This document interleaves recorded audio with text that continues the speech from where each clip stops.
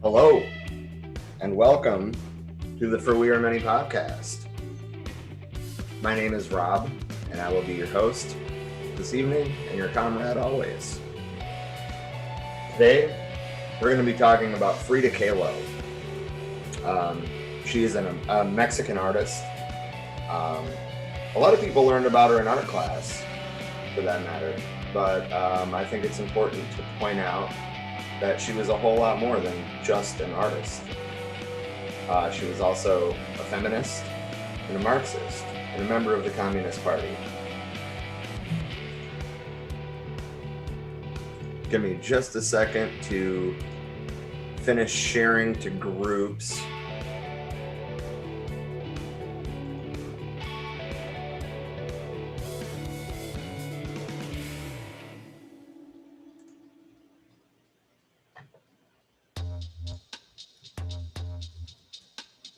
All right, so I'm going to start, I guess, by plugging the podcast. The For We Are Many podcast is an independent left-wing media organization. Essentially, our big goal is to build class consciousness and education, left-wing coverage of current events, so on and so forth. If you like what we're doing, you can either message our Facebook page or send us an email at forwearemanypodcast@gmail.com. And let us know how you'd like to help. We're more than happy to take you on and get you involved. If you want to support us materially, the best option is patreon.com/forwearemany. We're on YouTube. We're on Facebook. We have two groups on Facebook, the Education and Discussion Group and the Mutual Aid Organizing Group. And we have finally gotten our website, www.forwearemany.org, back up to date. So the good news is that we will be putting out more written articles, more analysis pieces, and we are finally posting all of our podcast episodes to the website. So, better late than never, but we're getting there. So I'm going to start, though, with liberationnews.org. That's the publication of the Party of Socialism and Liberation.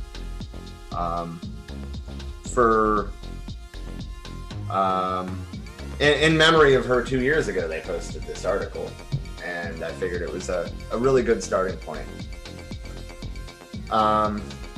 Revolutionary artist and socialist Frida Kahlo was born on July 6th, 1907 in Mexico City, Mexico.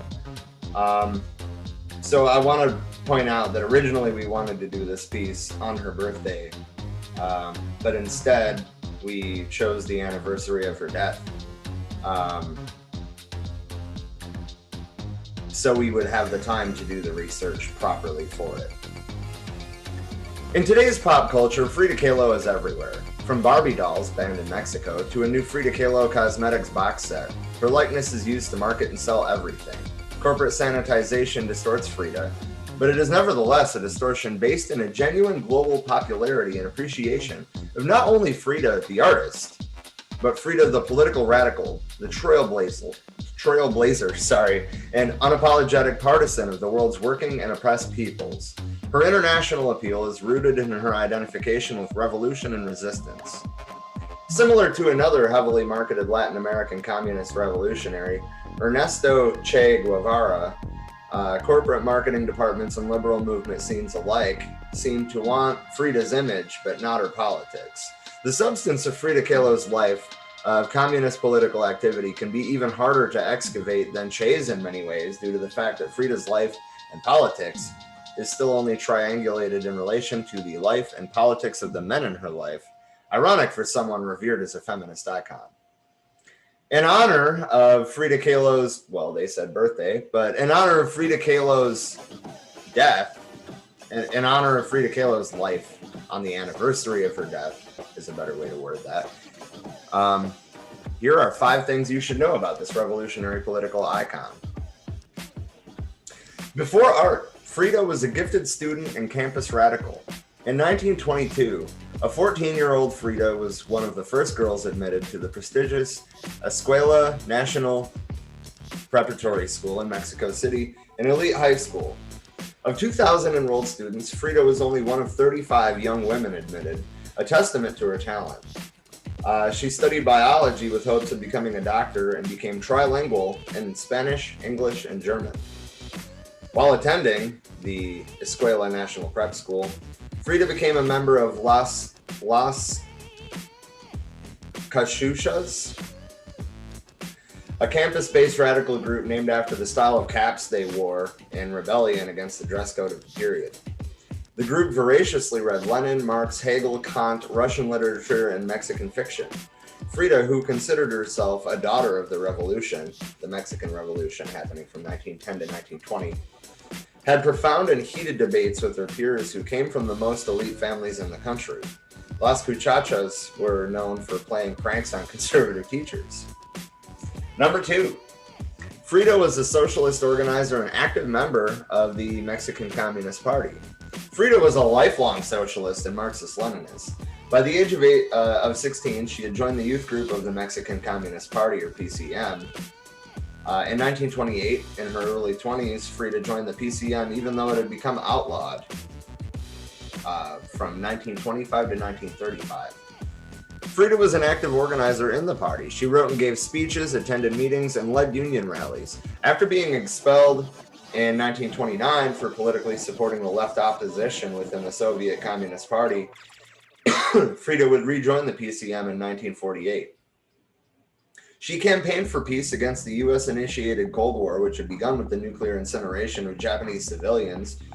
The dropping of the atomic bombs on Hiroshima and Nagasaki were unforgivable war crimes, if we really boil it down, and aimed at opposing the Soviet Union, the worldwide communist movement, and all colonized peoples struggling for independence. As a member of the party, Frida collected signatures for the Stockholm Appeal, a 1950 peace initiative anchored by the Soviet Union promoting nuclear disarmament and opposing the first strike nuclear diplomacy of the United States. Some 273 million signatures were gathered worldwide. Even when diminishing health prevented Frida from full party participation, she remained devoted. She was lauded for her diligence in paying party dues on time and for her seriousness when it came to self-study. Frida contributed substantial financial resources to the party in certain areas, such as the communist youth. During her last years, Frida wrote in her diary, quote, "I must struggle with all my strength to contribute the few positive things my health allows to the revolution, the only real reason to live." Frida's class, this is number 3. Frida's class politics sharpened after living in San Francisco, Detroit, and New York City during the Great Depression. From 1930 to 33, Frida lived in the United States, which she dubbed Gringolandia. The experience, why can I not talk today, was transformative. Frida was living in the United States at the height of the Great Depression and Jim Crow apartheid.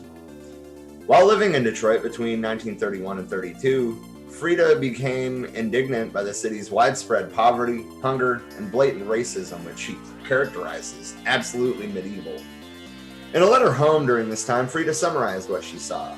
Quote, "High society here turns me off, and I feel a bit of rage against all these rich guys here, since I've seen thousands of people in the most terrible misery without anything to eat and with no place to sleep. That is what most impressed me here. It is terrifying to see the rich having parties day and night, while the thousands and thousands of people are dying of hunger." By 1933, Frida and her husband Diego Rivera were in New York City. In another letter home, she wrote about Fifth Avenue, where the filthy rich reside. Quote, "There is so much misery at the same time that it seems incredible that people can endure such class differences and accept such form of life, since thousands and thousands of people are starving of hunger, while on the other hand, millionaires throw away millions on stupidities." In 1931, while living in San Francisco, Frida spurned racist, anti-Asian, and white supremacist social convention, spending her free time in Chinatown, where most of the San Francisco Chinese community lived, and long before Chinatown became a popular tourist attraction. A few months before Frida arrived, a former San Francisco mayor and California representative in the U.S. Senate, James Duval Fallon, died. In his re-election campaign for U.S. Senate, Fallon's slogan was "Keep California White," and he spoke of saving California from, quote, Oriental aggression. In 2018, Fallon Avenue was appropriately renamed Frida Kahlo Way. Good.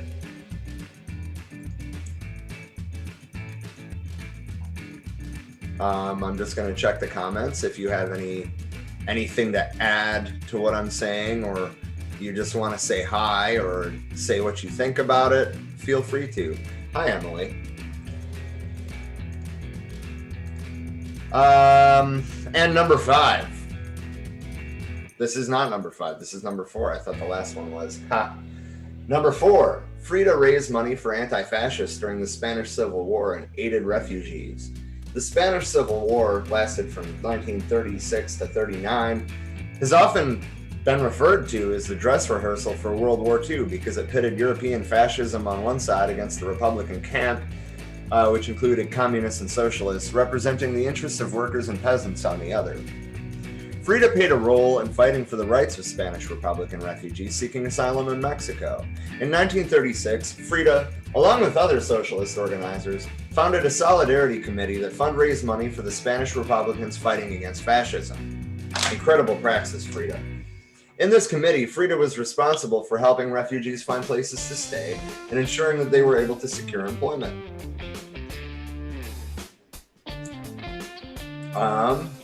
And then number 5, Frida demonstrated against the 1954 U.S. overthrow of Guatemala's democratically elected government. 11 days before her death, Frida Kahlo participated in a wheelchair and strictly against her doctor's orders in a July 2nd protest against the United States intervention in Guatemala. Over 10,000 people in Mexico took to the streets to denounce the CIA-led coup of Guatemala's democratically elected president, Jacobo Arbenz. I probably butchered that, I'm sorry. Whom the United States had decided was a communist and therefore must go. The centerpiece of Arbenz's program was land reform that distributed uncultivated land to landless farmers. This, as well as his unwelcome attitude toward multinational corporations, the expansion of social and labor rights, and his, quote, tolerance of communists, made him a marked man. The United States installed a new government headed by General Castillo Armas, who celebrated by torturing and killing thousands of suspected communists and overseeing decades of bloody repression. These events would radicalize a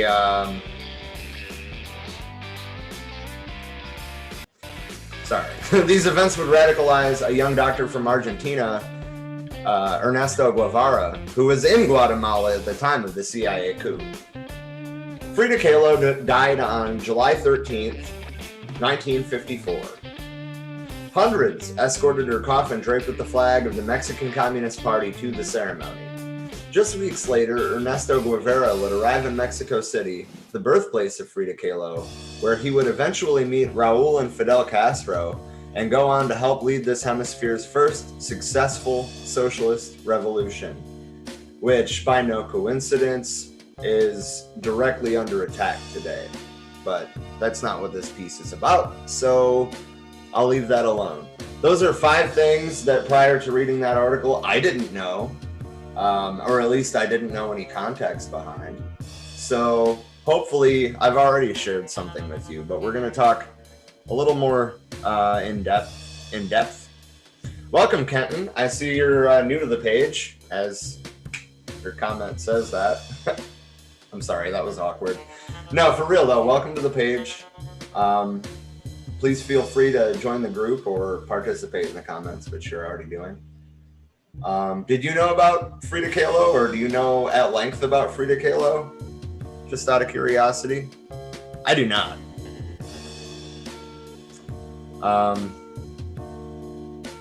I do know that while Frida Kahlo was trying to serve the party and benefit the revolution by introducing a political view into her artwork during the last few years of her life, the painting titled "Marxism Will Give Health to the Sick" is one of those paintings where Frida embraces the utopian belief that she and all other peoples in this world can be freed from pain and suffering and saved by the political convictions. In this painting, she was wearing her leather corset and stand against a divided background, which was half of that representing the peace and good things, and the other is threatened with evil and destruction. Sounds like they're getting somebody out of there. She is being cured by two huge hands, which are symbols of Marxism. In her own hand, she was holding a red book of Marxism and got rid of her crutches. She later commented on this painting, quote, "For the first time, I am not crying anymore." This painting was one of her last portraits and never actually got finished. The original title of this painting was much longer, was, quote, "Peace on Earth so the Marxist science may save the sick and those oppressed by criminal Yankee capitalism." I think it's a very fitting piece or title, but the official title was "Marxism Will Give Health to the Sick."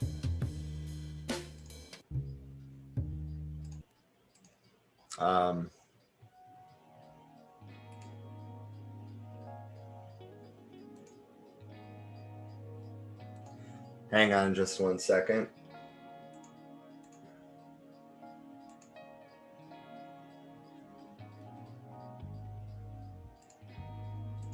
I didn't realize until just now that I didn't put the image in a thing to share.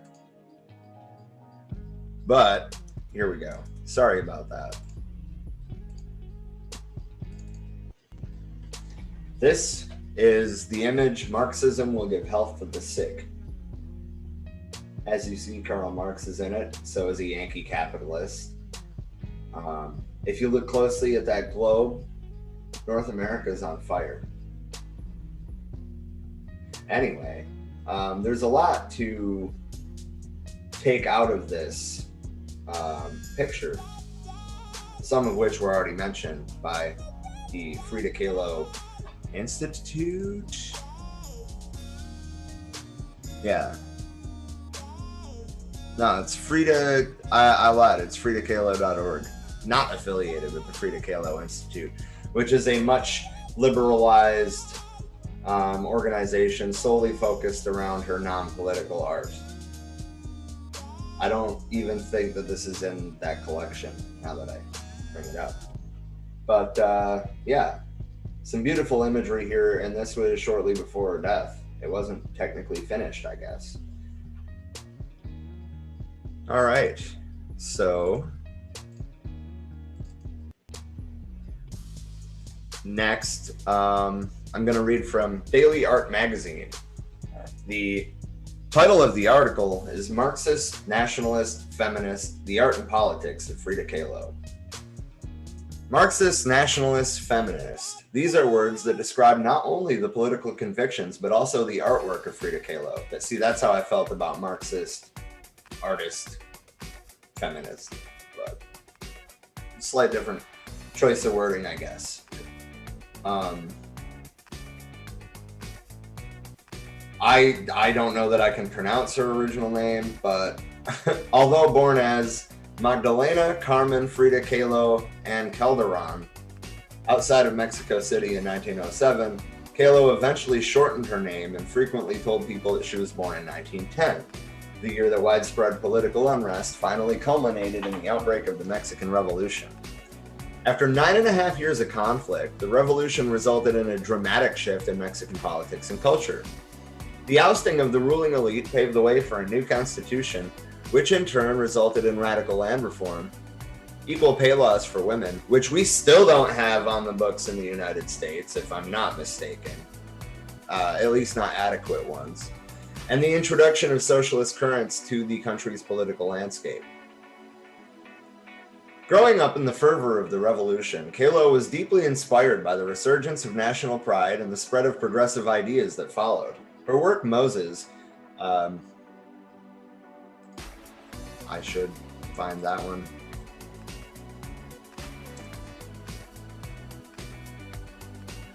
Wow, that's a beautiful painting.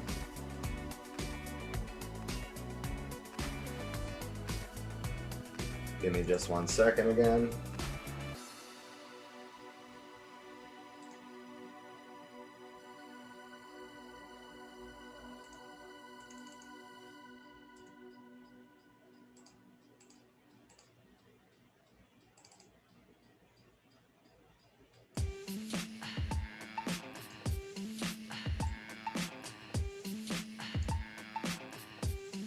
All right, I'm about to show you the painting Moses.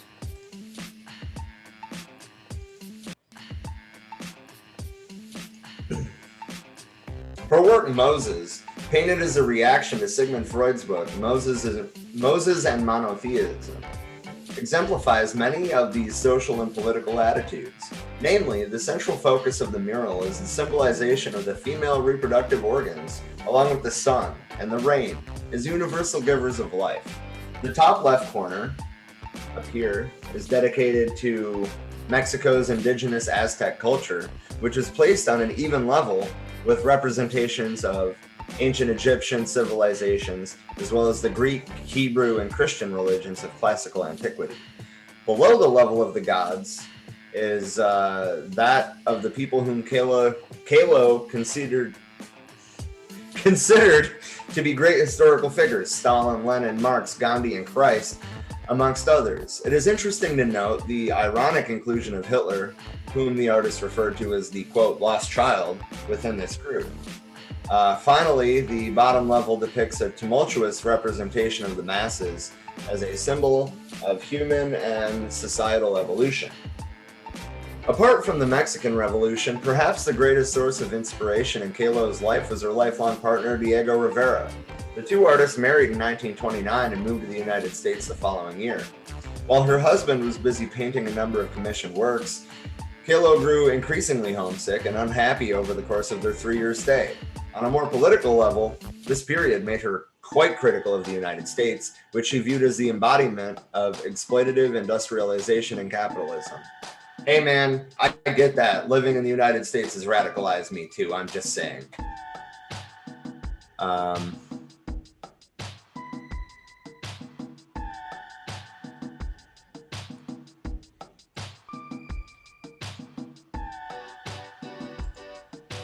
got another picture to show you here.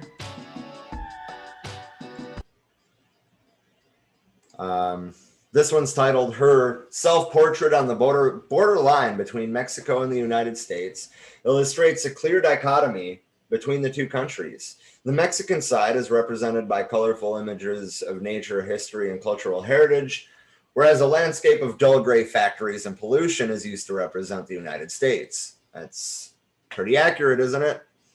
While the flag in Kahlo's left hand makes it clear where the artist's loyalties lie, it is important to note the electricity generator that supplies power to the pedestal that reads Carmen Rivera painted her portrait in the year of 1932.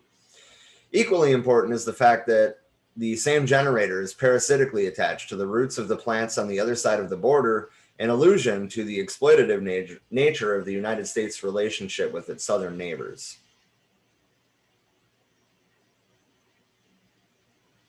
All right, well, that's fair.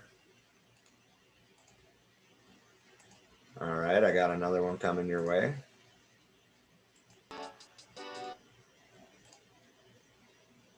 Although one of Rivera's commissions was to paint Man at the Crossroads, a mural in praise of industrial advancement for the Rockefeller Center, Kahlo expressed her views on the topic in a much different way.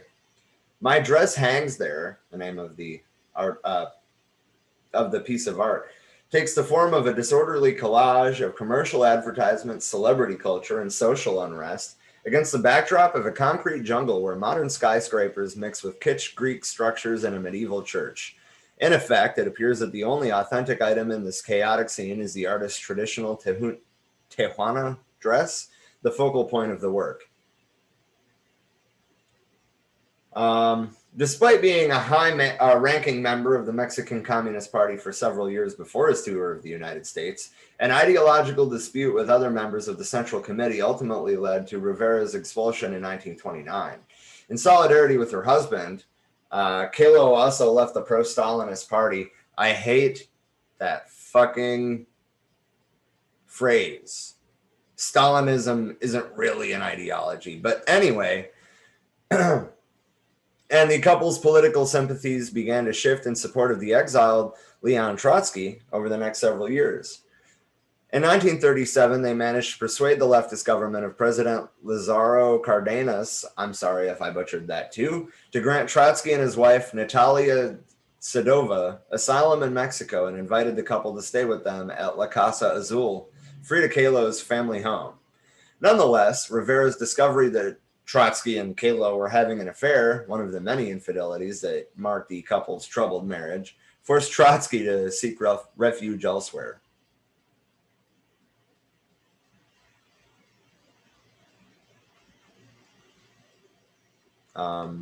I got another piece of art pertaining to Leon Trotsky. Frida Kahlo gave this self-portrait to Leon Trotsky for his 58th birthday.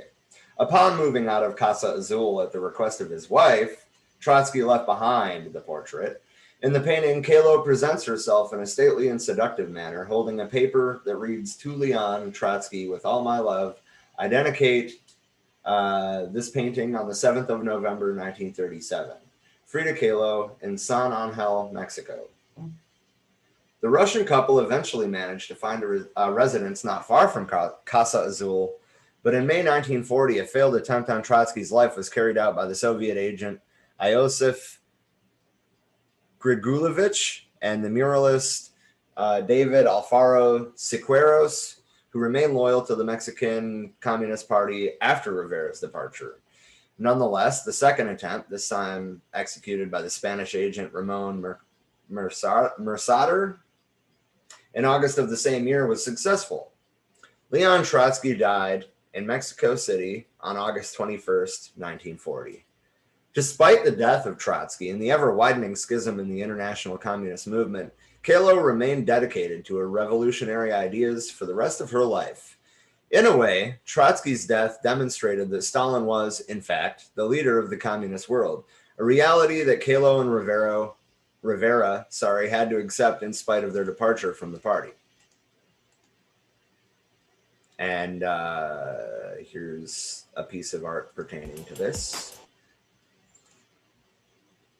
Following Stalin's death in March 1953, Kahlo began to work on a painting in his honor.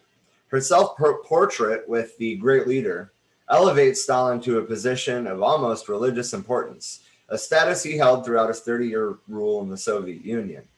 Nonetheless, despite her reverence, Kahlo was unable to paint the portrait with the precision and clarity of her previous works, as severe pain from a bus accident in her youth and a lifetime of other health problems required her to take increasingly stronger medications that affected her artistic technique.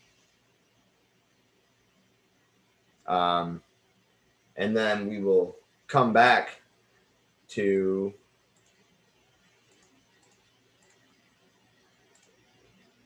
Marxism will give health to the sick. In her final days, I did that wrong. Hold on. Let me fix that. There we go. In her final days, Kahlo painted her last political work, Marxism Will Give Health to the Sick. Suffering from constant pain, declining health, and the impediments of heavy medications, Kahlo depicts Marx as a godlike being who is about to take her to heaven, while at the same time punish the unjust forces of capitalism and imperialism. Knowing that she is about to die, Kahlo strips her top to reveal the leather corset that had been supporting her broken back since the bus accident, and drops her crutches to grasp not a Bible, but a little red book, the Communist Manifesto. Frida Kahlo died on the 13th of July, 1954, in Mexico City. The following day, a public procession accompanied her body, draped in a flag featuring the hammer and sickle. From the Palacio de Bellas Artes to the Panteon Civil de Dolores, I probably butchered that and I'm sorry, where she was cremated. Indeed, her last wish was to be remembered as the stern and unshakable revolutionary whom Diego Rivera had painted at the center of the arsenal a year before they got married, distributing arms to her countrymen in preparation for the next Mexican Revolution.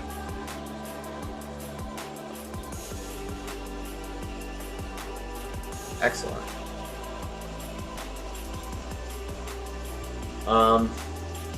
But yeah, that was the goal of the whole thing, was to tie her art into her politics and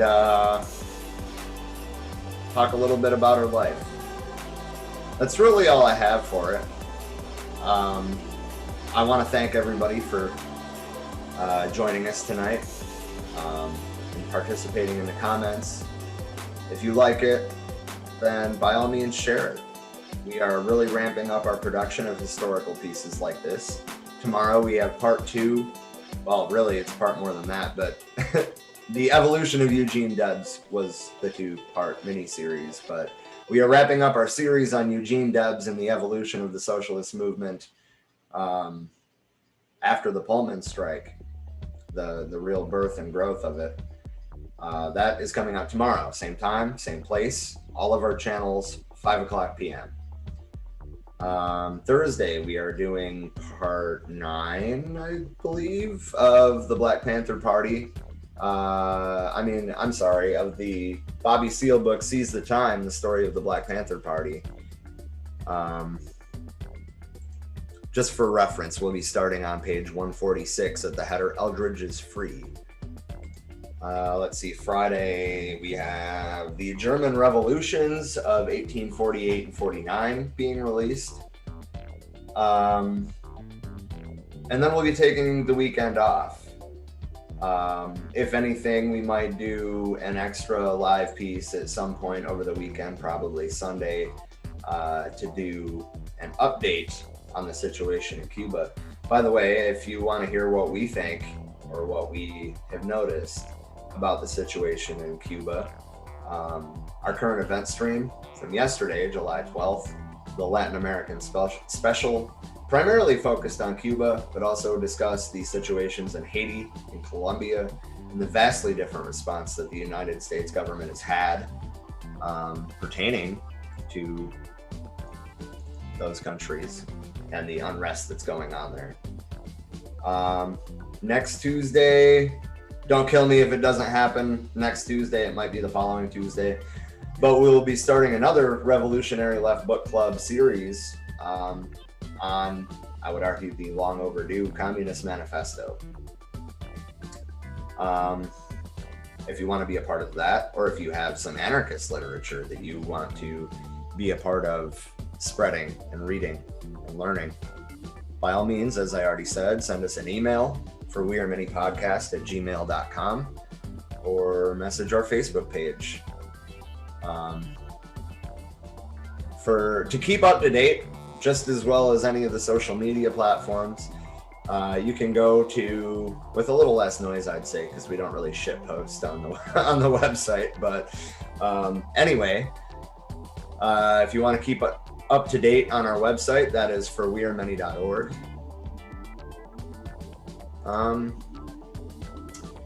If you want to support us materially, wow, I really can't talk today. If you want to support us materially, go to patreon.com/forwearemany.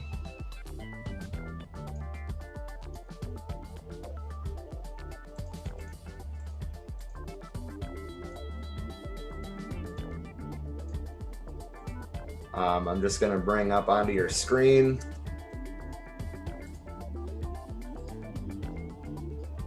all of our social media platforms. And I hope to see you all again tomorrow and the next day and the next day. If that's not too much to ask. I know we've been very active lately. We've been trying to really ramp up our production because we spent a lot of time doing research and we realized that we weren't moving forward at the pace that we wanted to be. I also want to throw a shout out to my most common co-host lately, Trisha, She's been having serious migraine issues this week, so hopefully, she will be back to full strength shortly. And that concludes our stream. Thank you for joining us.